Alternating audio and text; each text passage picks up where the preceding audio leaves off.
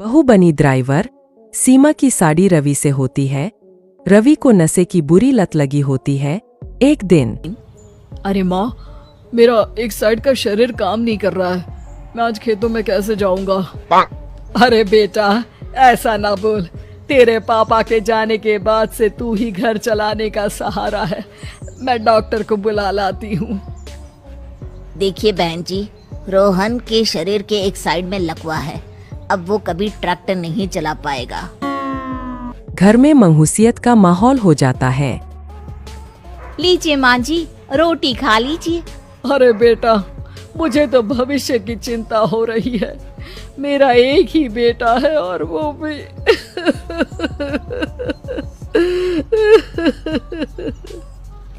माँ जी, आप चिंता न करें। जब तक ये बीमार है मैं खेत जाकर काम कर लिया करूंगी। वैसे भी नशे के कारण इनका शरीर काफी कमजोर हो गया है। अगले दिन सीमा खेत में जाकर काम कर शाम को घर लौटती है। ये ले बेटा, पानी पी ले। कैसा रहा काम का पहला दिन? माँ जी, काम तो ठीक है, लेकिन मैं अगर ट्रैक्टर चलाना सीख लूँ ना तो काम और भी आसान हो जाएगा। अरे बेटा, दुनिया क्या कहेगी कि औरत होकर ट्रैक्टर चला रही है। माँ जी, या तो हम दुनिया देख ले या अपना घर, कोई बात नहीं। जब ये ठीक हो जाएंगे तो सब ठीक हो जाएगा। अरे बहू, जरा बाहर तो आना। जी माँ जी। बहू, तेरे मामा जी आए हैं, तूने बुलाया था ना? हाँ माँ जी, वो मामा जी ना आज से मुझे ट्रैक्टर चलाना सिखा। सीमा मामा जी से ट्रैक्टर चलाना सीखती है। वो मन लगाकर खेतों में काम करती है। और एक दिन माँ जी, पता है इस बार पूरे गांव में सबसे ज्यादा फसल का उत्पादन हमारे खेतों में हुआ है। इस साल तो खूब पैसे आएंगे। हाँ। सास खुश नहीं होती है। वो चुपचाप वहाँ से जाने लगती है। तभी सीमा उसे रोक लेती है। क्या हुआ माँ जी, आपको खुशी नहीं हुई? बेटा, आज डॉक्टर साहब बोल रहे थे कि रोहन के ठीक होने के लिए 5 लाख रुपए की जरूरत है। समझ नहीं आ रहा क्या करूं। सीमा शांत हो जाती है। अगले दिन सास सीमा के पास आती है। बेटा, ये मेरे गहने हैं। इसे अपने गहनों के साथ जोड़कर सुनार को दिया। जितने पैसे हो ले आ। डॉक्टर को आज ही देने हैं। सीमा अपने गहने और सास के गहनों को लेकर दुकान में बेचकर पैसे लेकर घर आ जाती है। माँ जी, सिर्फ 3 लाख रुपए का ही इंतजाम हो पाया है। बाकी के पैसे कैसे आएंगे? बेटा, अब तो एक ही चारा है, हमें जमीन भी बेचनी पड़ेगी। माँ, खेत बेच देंगे तो खाएंगे क्या?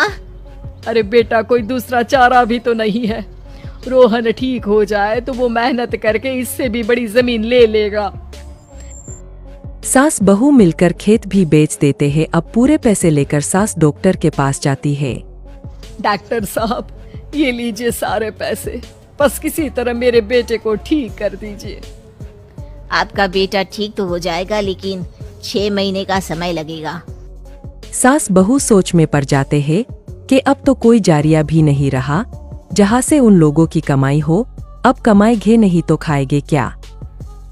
माँ जी, मेरे माता पिता ने लड़की होने के कारण मुझे ज्यादा पढ़ाया लिखाया नहीं, लेकिन ट्रैक्टर चलाना सीखकर मैं कुछ काम करने के लायक तो हो ही गई हूँ।